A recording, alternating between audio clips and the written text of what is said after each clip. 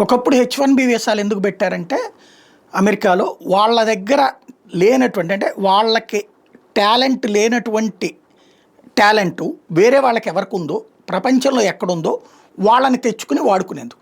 అదేదో rarest of రేర్గా ఉంటుందని భావించింది అమెరికా.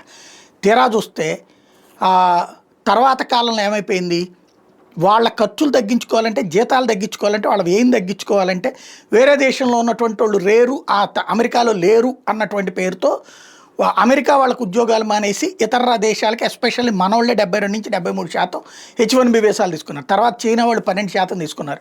ఇంకా మిగతా దేశాలన్నీ కలిపితేనే తీసుకున్నటువంటిది.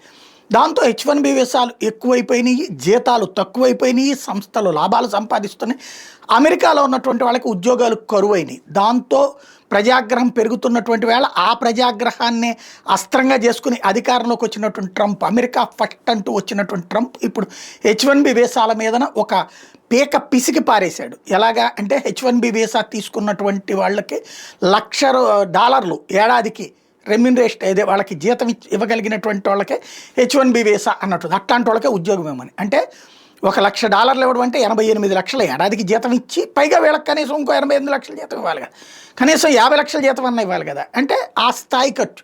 అప్పుడు సచ్చినట్టు వాళ్ళు H1B వీసా ఇవ్వడం మానేసి అమెరికా వాడికే ట్రైనింగ్ ఇచ్చి అవసరమైతే అమెరికా ఆ జీతం ఇచ్చి పెట్టుకుంటారన్నది ట్రంప్ ఆలోచన. సక్సెస్ అయితే అమెరికన్ వాళ్ళకి బోల్డ్ ఆఫర్స్, ఫెయిల్ అయితే అమెరికా నుంచి సాఫ్ట్వేర్ కంపెనీలన్నీ విదేశాలకు పారిపోతాయి. ఎందుకంటే ఆ స్థాయిలో లాభాలు గడించాలంటే అవతల ఉన్నటువంటి కంపెనీల మీద భారం వేయాలి. అది వేస్తే అవతల ఉన్న కంపెనీలు తట్టుకోలేవు అనుకుంటే వాళ్ళు మానేస్తారు. అది పెద్ద సమస్య అయి కూర్చుంటుంది.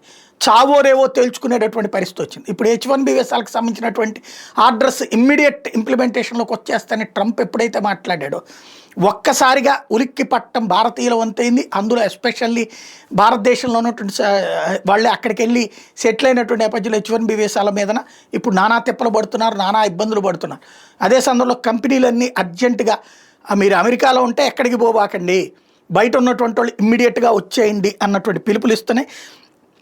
పెద్ద పెద్ద సంస్థలైనటువంటి Meta, Amazon, Apple, Netflix, Google వీళ్ళందరూ కూడా ఇప్పుడు అర్జెంటుగా తమ దగ్గర H1B వీసాల మీద పనిచేస్తున్నటువంటి వాళ్ళకి సంబంధించి మేము క్లారిటీ ఇచ్చేదాకా మీరందరూ యాడికి పోవద్దని చెప్తున్నారు అన్నమాట.